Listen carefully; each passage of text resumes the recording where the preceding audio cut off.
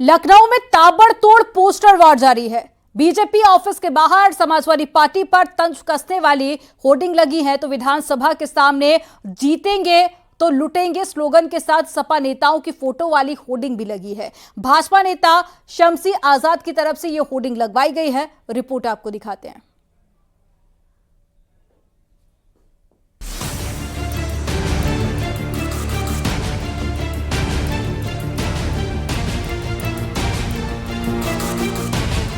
UP में poster वार जारी है। बीजेपी और सपा के बाद में कांग्रेस भी अपने पोस्टर लगा रही है। बटोगे तो कटोगे के जवाब में कांग्रेस ने पोस्टर लगाया। वहीं लखनऊ में बीजेपी का एक और नया पोस्टर चर्चा का विषय बना हुआ है। बीजेपी ऑफिस के बाहर नया पोस्टर लगाया गया। पोस्टर में लिखा है, अली नहीं बजरंग बली चाहिए, करहल से अयोध्या तक चाहिए, रावण नहीं राम चाहिए।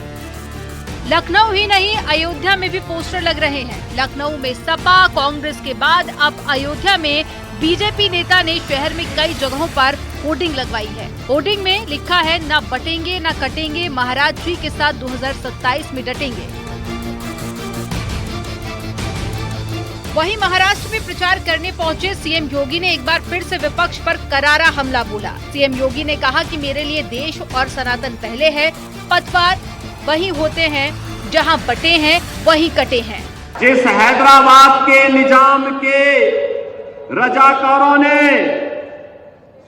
आपके गांव को जलाया था, हिंदुओं की निर्मम हत्या की थी, आपकी पूज्य माता को, आपकी बहन को, आपके परिवार के सदस्यों को जलाया था, इस सच्चाई को देश और दुनिया के सामने रखिए कि जब भी बटेंगे तो इसी प्रकार से निर्ममता से कटेंगे। अमेठी में भी समाजवादी पार्टी ने पोस्टर लगाए हैं। पोस्टर में लिखा है, अखिलेश जी का फेयर है, बीजेपी का अंत नियर है, जितना चुनाव टालोगे उतना बुरी तरह से हारोगे।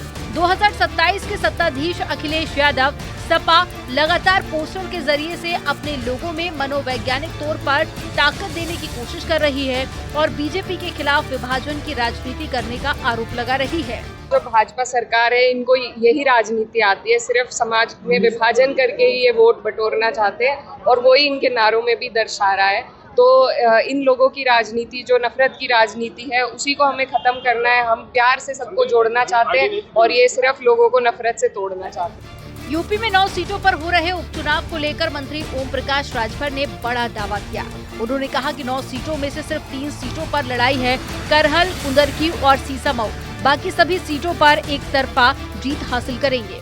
9 सीट में 3 सीट पर मात्र लड़ाई है, वो भी लड़ाई खाली है और कहीं लड़ाई नहीं है। एक करहल में है लड़ाई और एक कानपुर की सीट है, सीसामऊ और एक कुंदर की, और कहीं लड़ाई नहीं है। लोकसभा चुनाव के बाद बीजेपी जहां 33 सीटों पर आ गई है, तो वहीं सपा का ग्राफ पिछले चुनावों की तुलना में काफी ऊपर गया। लोकसभा चुनाव के बाद खाली हुई विधानसभा सीटों को लेकर दोनों पार्टियों के ऊपर बेहतर प्रदर्शन का मनोवैज्ञानिक दबाव है। हालांकि सियासी पंडित मानते हैं कि अगर सीएम योगी के बटेंगे तो कटेंगे का नारा असर दिखता है, तो बीजेपी को इसका सीधा फायदा मिलेगा। हर प्रचार में, चाहे वो बड़े चुनाव हो या उपचुनाव हो, एक कोई टर्निंग पॉइंट आता है जिसकी वजह से निर्णय उस चुनाव का प्रभावित हो जाता है। तो इस बार अगर बीजेपी के पक्ष में अधिक सीटें जाती हैं और बीजेपी अपना प्रभाव बनाए रखने में सफल होती है, तो उसका एक बहुत बड़ा श्रेय इस नारे को होगा। यूपी में होने वाले 2027 के विधानसभा चुनाव से पहले इन उपचुनावों को सेमीफाइनल के तौर पर देखा जा रहा है।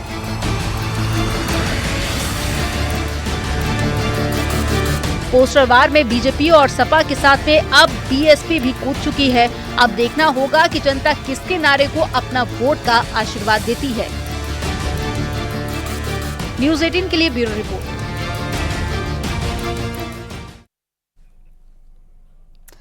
जगतगुरु रामभद्राचार्य जयपुर में छोटी काशी में 9 दिवसीय कथा में शामिल हुए। इस मौके पर जगतगुरु रामभद्राचार्य ने कहा कि जब तक श्री कृष्ण जन्मभूमि के पक्ष में निर्णय नहीं आ जाता, तब तक मैं मथुरा या किसी भी कृष्ण मंदिर नहीं जाऊंगा। पाकिस्तान को लेकर उन्होंने कहा कि जल्द ही पाकिस्तान नक्शे से बाहर होगा। धर्म और राजनीति को लेकर उन्होंने कहा कि दोनों एक दूसरे के बिना अधूरे हैं। रामलला आपके प्रयासों से आ गए हैं, अब श्री कृष्ण की बारी है, क्या कहना चाहिए? वो तो मेरी प्रतिज्ञा ही है कि जब तक कृष्ण जन्मभूमि का निर्णय नहीं आ जाता तब तो मैं कृष्ण मंदिर में दर्शन करने नहीं जाऊंगा जी। और हो जाए, आ जाएंगे, बहुत जल्दी आएंगे, बहुत जल्दी आ जाएंगे। 370 को बहाली करने के प्रयास किए जा रहे हैं, उस पर कभी नहीं होगा। और जो प्रयास कर रहे हैं उनकी 7 पीढ़ियां नहीं 370 लौटा सकती। बहुत उचित कदम है, हम ही लोगों की समझ से 370 आया है और वो तो नहीं, ऐसे बयान नहीं देने चाहिए, ना प्रयास करने चाहिए जी।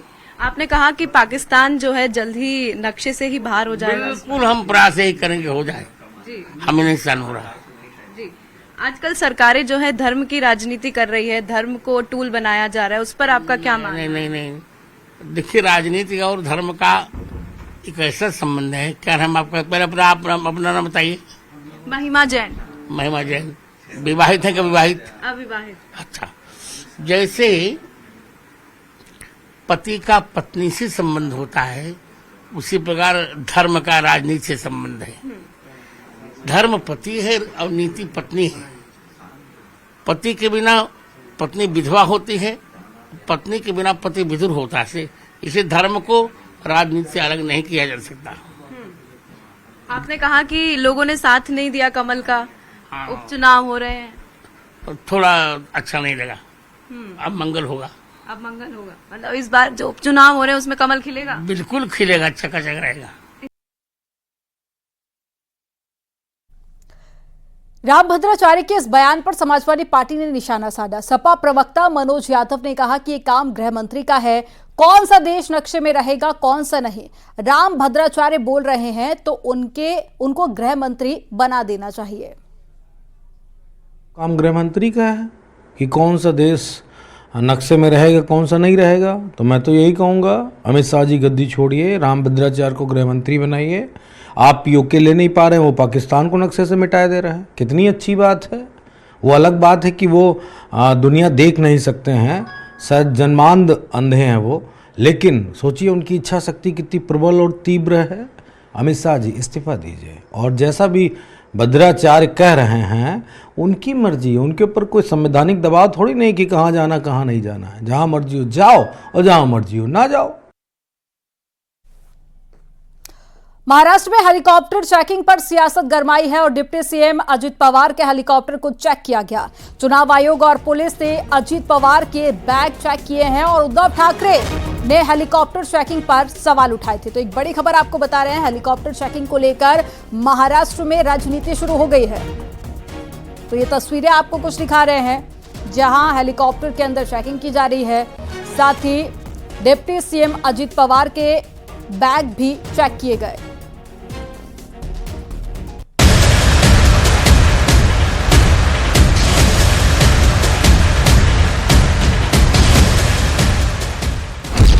चुनावी दौर में हेलीकॉप्टर चेकिंग पर घमासान, बीजेपी और शिवसेना यूबीटी में आर पार। उद्धव के बाद नितिन गडकरी के चॉपर की जांच, सत्ता और विपक्ष में तेज हुई विवादों की आंच।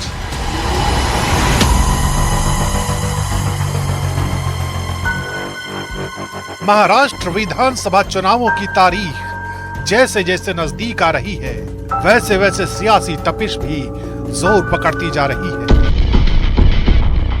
सत्ता पक्ष और विपक्ष दोनों एक दूसरे को घेरने के लिए एड़ी चोटी का जोर लगा रहे हैं। वार पलटवार के इस तूफानी दौर में हेलीकॉप्टर तब सुर्खियों में आ गया जब उद्धव ठाकरे के हेलीकॉप्टर की जांच की गई। महाविकास आघाड़ी का आरोप है कि हर बार उद्धव ठाकरे के चॉपर का ही क्यों चेकिंग किया जाता है, महायुति के नेताओं का चॉपर क्यों नहीं चेक किया जाता। विपक्ष के आरोपों के बीच एक और तस्वीर आई। ये तस्वीर थी महाराष्ट्र में बीजेपी के स्टार प्रचारक और केंद्रीय मंत्री नितिन गडकरी के हेलीकॉप्टर की। लातूर में नितिन गडकरी के हेलीकॉप्टर को भी चेक किया गया। लेकिन चूंकि बीजेपी पर पक्षपात के सवाल खड़े किए गए थे, इसलिए बीजेपी की तरफ से एक वीडियो जारी किया गया।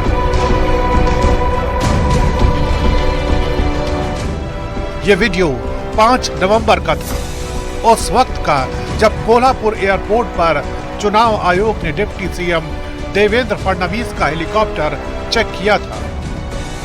जाहिर है बीजेपी का दावा है कि विपक्ष बेवजह मामले को तूल दे रहा है, क्योंकि चुनाव आयोग एक स्वायत्त संस्था है जिसके लिए सत्ता पक्ष और विपक्ष दोनों बराबर हैं।